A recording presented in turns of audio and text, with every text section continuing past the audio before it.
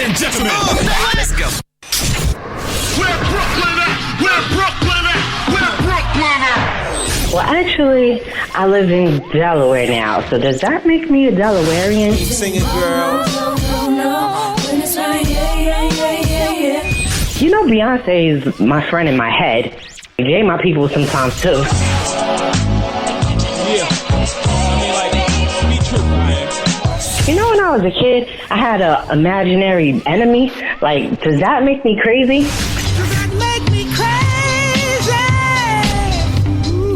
Life as P, presented by Say What Radio. Hey, welcome back to Life is P. I say back if you're a repeat listener, because a lot of y'all be sticking with me. I really love that. Anyway, I'm your host, Phoenix Ash. They call me P.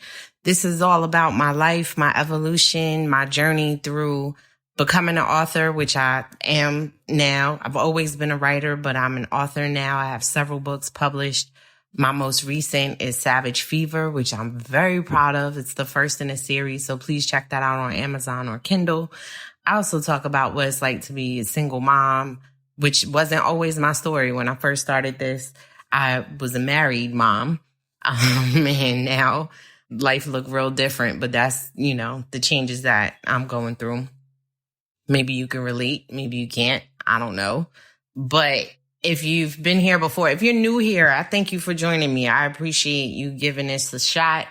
If you've joined me before, you know that I have come to a pattern of thinking about what have been the themes being represented in my life over and over for like the past few days. Like, what am I seeing? What messages am I receiving? What things I need to take into account?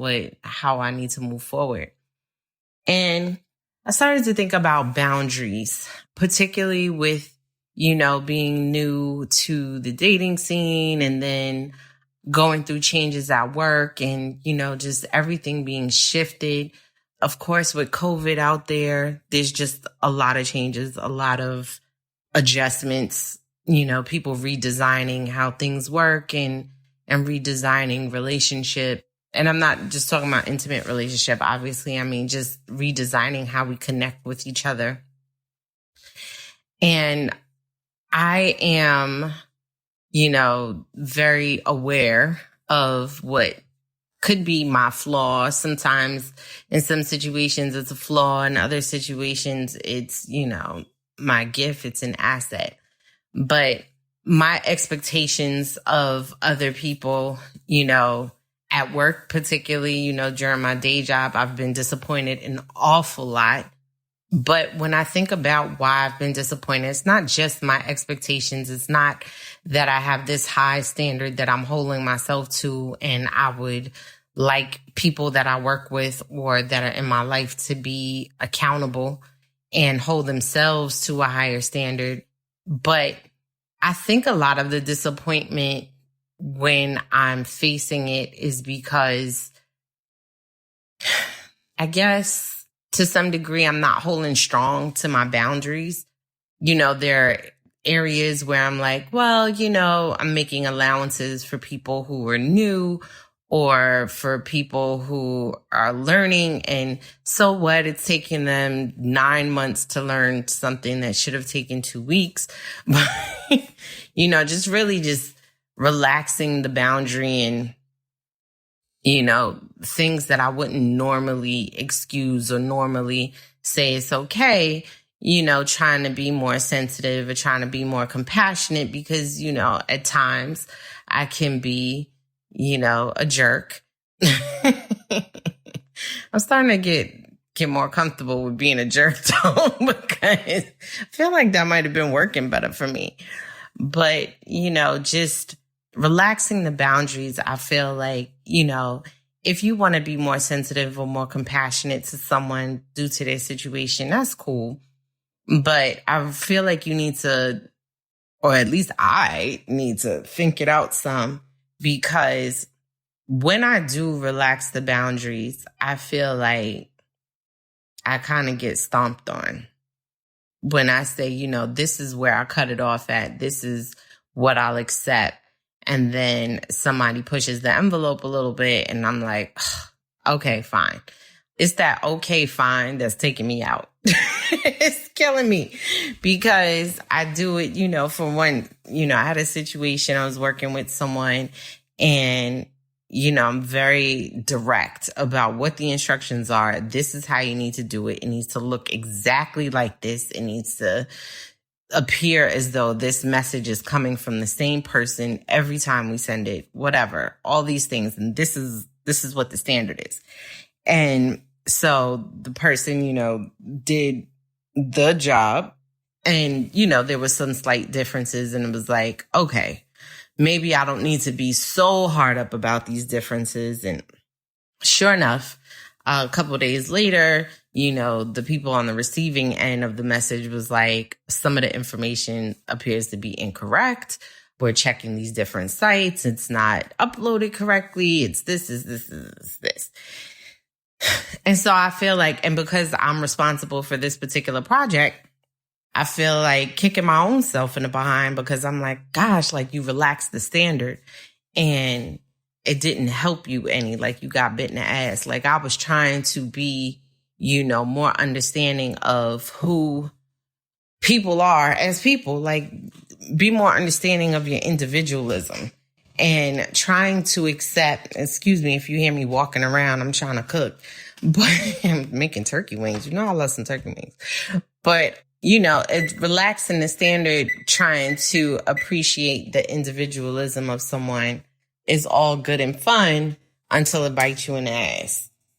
And, same thing goes for like dating and relationships. You're like, I have this like, you don't have a certain number of touches within a week. And I don't mean physical touches, but like, the good mornings, the good nights, the hello, how are you? How was your day? You don't have enough of those in a week.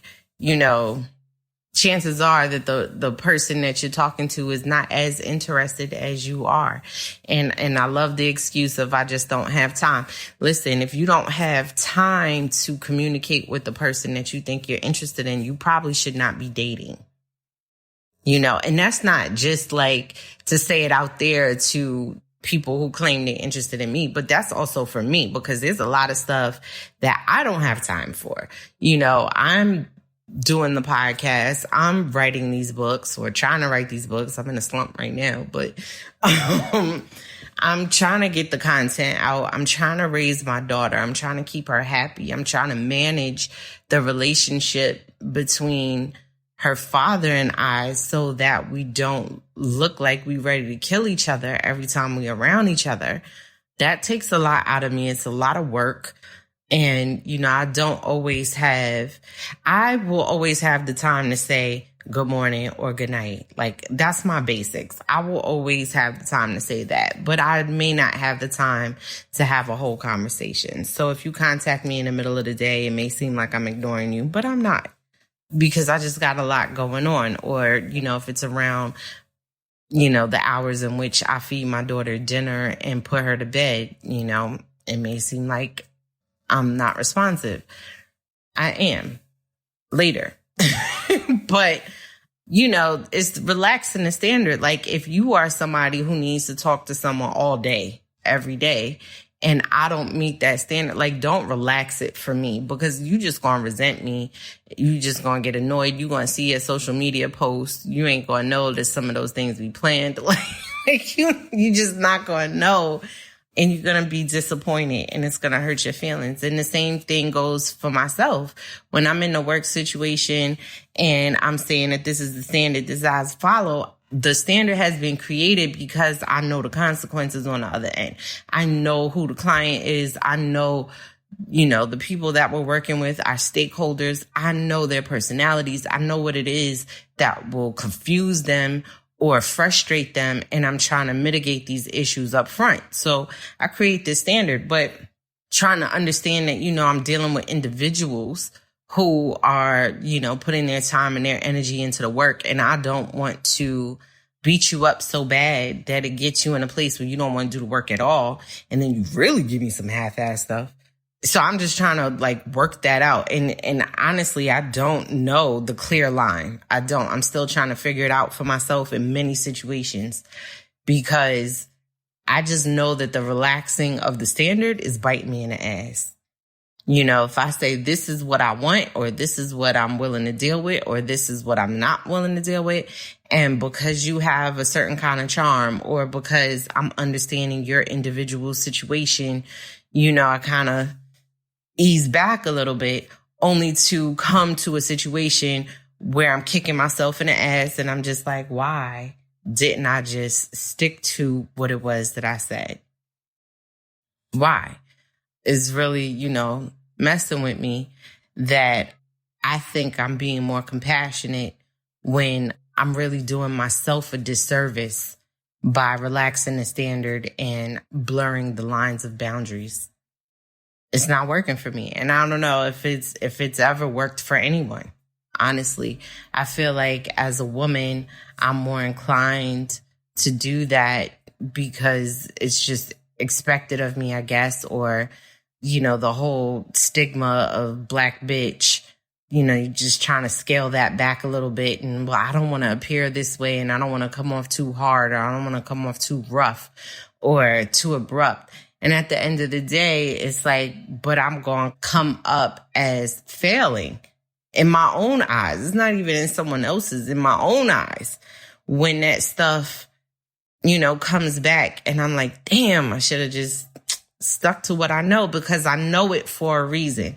Those things are in place. My boundaries, my standards, all of that is in place for a reason. It's from experience. So you've had experience that has created these lines, and you want people to color within the lines for you. And there's always someone who's going to tell you that, you know, I'm different, or, you know, I'm not the same as everyone else you've come across. And, you know, to some degree, that's true. You're not the same employee that's come through my doors. You're not the same man that I've dated or was married to. You're not, you know, that's not the same. However, it doesn't mean that you won't exhibit the same behavior. And when I see signs of that and flags of it, you know, instead of being convinced that you are so individual, that you just so yourself, and I need to relax what I know or what I've come to know in order to fit you as an individual, only for you to turn around and do the same stuff that got these boundaries and standards put in place, and, you know, in the first place. So I'm just learning to stick to, and sometimes, yes, my standard or boundaries, like, I feel I have to revisit them every now and again to see, does this still hold true for me? Because I am also leery of holding on to things that may have been true for me in my 20s that I never let go of or never revisited. And it's not necessarily my reality now. So I don't even have to use it as a measuring stick right now. Not to say I won't ever use that tool in another way, but I'm a firm believer in the tools that we keep for life also morph into other tools, and we can reapply them in different areas of our life. The tool doesn't necessarily mean that we're going to keep having that same situation where the tool needs to be used, that sometimes that tool needs to be taken out and put in a different situation because the other situations are dead and gone. They're not coming back. They're done. You're done with that part of your life. It's not happening again. But I know that when I come to a realization of what I need to do for myself in order to succeed in any area of my life, that allowing somebody to convince me that they have this element of difference that needs me to chill for a second, it ain't working. It's biting me in the ass and filling my life with more disappointment than I would like. Way more disappointment than I would like. And, you know, I'm trying to cut the fat. Like, I'm trying to not be disappointed. I'm trying to live as many moments as I can joyously, which I think, you know, to some degree, I have to say I'm succeeding in that area. I feel like I laugh a lot now. I'm excited a lot now.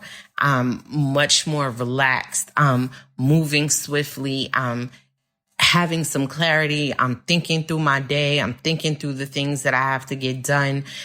You know, I have weeks where I'm like, dang, I didn't write as much as I wanted to, but I did these other things. And that's very exciting to me because there was a time in my life where I would have these things that I wanted to get done for myself, and weeks and months would go by that they wouldn't be done. And a lot of that was me relying on someone else to fill the blank and do those things. And now that I am, you know, by myself, you know, of course I have my child, but, you know, as an adult, now that I'm by myself and have to rely on myself, things are getting done and things are getting done swiftly. And honestly, I could have been doing these things all along. But unfortunately, it took, you know, me being single in order to recognize what I could do on my own and how to manifest the life that I wanted to lead. Part of manifesting that life is recognizing the reason I have standards in place, the reason why I have these boundaries, why I've drawn these lines, and being confident enough. I don't want to say strong enough because you ain't never going to get me to admit that I'm weak. Ever. Okay? But confident enough to uphold the boundary myself because, you know, those lines are only as strong as what's backing them. So I have to enforce them. And sometimes it's painful because it's like, damn, you know, I really like this person as an individual, but you're not making the cut right here. And it's necessary for not just my survival, but our survival. So I need to, you know, get a little stronger with the boundaries. It's like it's boundary or disappointment. Like, you know, make up your mind. Because I've, you know, when I look over my life and even talking to girlfriends and business partners, you know, no one's ever said, you know, I'm glad I relaxed my boundaries. I'm glad I let somebody color outside my lines. I'm glad. No, I don't have them conversations. You have them conversations. You glad that you know, lowered your standard. You glad that you chilled out and said, okay, for something that you knew you wasn't totally comfortable with, you know, because I don't have those conversations. I don't know of anybody who is happy or likes that, the result of that, I should say. So I need to remember that when I'm trying to be quote unquote compassionate. There are other ways to show my compassion. There are other ways for me to be sympathetic or even empathetic. There's other ways for me to show that other than, you know, erasing some of the lines that I've drawn. So that is what has been coming to me over and over.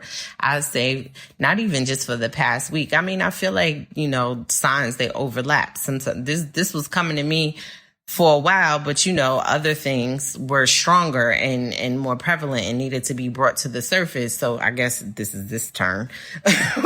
But it's something that I have to pay attention to. You know how many times like I remember like buying a car and was just like, why the hell? I came in there thinking one thing and was just so sure, and then got excited and you know, saw pretty colors and, so, you know, was like, yo, I like the body style and all of that. And then I walked out and was like, cool. And then a month later when the car note was due, was like, not cool. Why did I go outside? It's not that I can't pay it, but I got to hustle harder. I was just like, wait a minute. I just got accustomed to the hustle now. I got to hustle even harder. And that's because, you know, I come in here, I'm like, this is the number that I'm willing to pay, and that's it. And they be like, oh, it's only $100 more. It's only $50 more or whatever. And after they do taxes and all that stuff, and what about, do you want this package and that? Honey, I'd be like, listen, why I ain't keep the old car? Let me go sit down. And that's binding contract. So that sucks. So I don't know what's going on in your life, but I felt like that was something I wanted to share because I've also been kind of seeing it where it's just like, you know, people sort of relaxing what they want from themselves. And I think, you know, going through COVID might have something to do with it. You know, mortality seems really prevalent right now. It's like we're all facing it. We're all scared of it. We're all, know somebody who knows somebody. It's scary. It's scary. And when we think about, our time on this earth and how much time we have left, that can sometimes get you to think that, I just want to be loved, or I just want to be liked, or I just want to get past today. And, that can cause you to say, well, I don't think this standard or these boundaries need to be in place. Maybe they're too harsh. But I'm trying to, recognize that I'm also of the frame of mind, what if I don't die tomorrow? What if I don't die next year? Will I have to live with any of this? What do I have to live with? I'm pretty hard on myself. So is this something I'm going to beat myself up over? Because I got to choose one. I either have to stick to what I have set in place or decide not to beat myself up over the result. I got to pick one. I can't do both. And so not beating myself up is a lot harder than sticking to the plan. So I'm going to stick to the plan. That's the one I'm going to choose. Because I'm trying to live in joy. I'm trying to be joyous as much. Sorry, that's stopping.